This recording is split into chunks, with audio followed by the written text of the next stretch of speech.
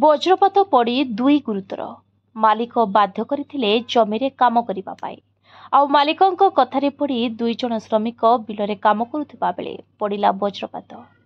ଫଳରେ ଦୁଇ ଜଣ ଗୁରୁତର ହୋଇ ଏବେ ହସ୍ପିଟାଲରେ ଭର୍ତ୍ତି ହୋଇଛନ୍ତି। ଜଳେଶ୍ୱର ବ୍ଲକରେ ପ୍ରତିବର୍ଷ ଧାନ ଚାଷ ରୋପଣ ସମୟରେ ବଜ୍ରପାତରେ ଆହତ ମୃତ୍ୟୁବରଣ କରୁଥିବା ଖବର ସାମ୍ନାକୁ ଆସିଥାଏ। ତେବେ ସେହିପରି ଭାବରେ ଆଜି ଅପରାହ୍ନ 3ଟା ସମୟରେ ସରଦାର ବନ୍ଧ ପଞ୍ଚାୟତର ବଡ଼ଟିକା ଆତପୁର ଗାଁର ପ୍ରୋଜେକ୍ଟ ଶେଷ ଭାଗରେ ଜଣଙ୍କ ବିଲରେ ଧାନ ଗଛ ରୋପଣ କରିବା ବେଳେ ପ୍ରବଳ ବର୍ଷା ଘଡ଼ଘଡ଼ି ସହ ମାଡ଼ି ଆସିଥିଲା ପବନ। ତେବେ ମାଲିକ ବର୍ଷାରେ ବି ମୂଲ ଲାଗୁଥିବା ମଜୁରିଆମାନଙ୍କୁ କାମ କରିବା ପାଇଁ ବାଧ୍ୟ କରାଇଥିଲେ।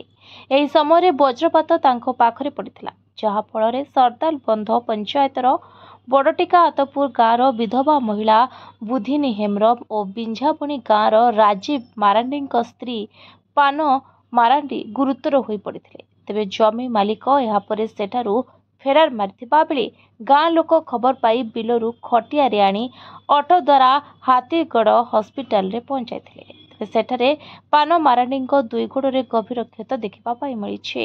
ଷ୍ଟିଚ୍ ପଡ଼ିବା ସହ ପାନ ସୁସ୍ଥ ଥିବା ବେଳେ ବୁଧିନୀର ଅବସ୍ଥା ଗୁରୁତର ହେବାରୁ ବାଲେଶ୍ୱର ମୁଖ୍ୟ ଚିକିତ୍ସାଳୟକୁ ରେଫର କରାଯାଇଛି।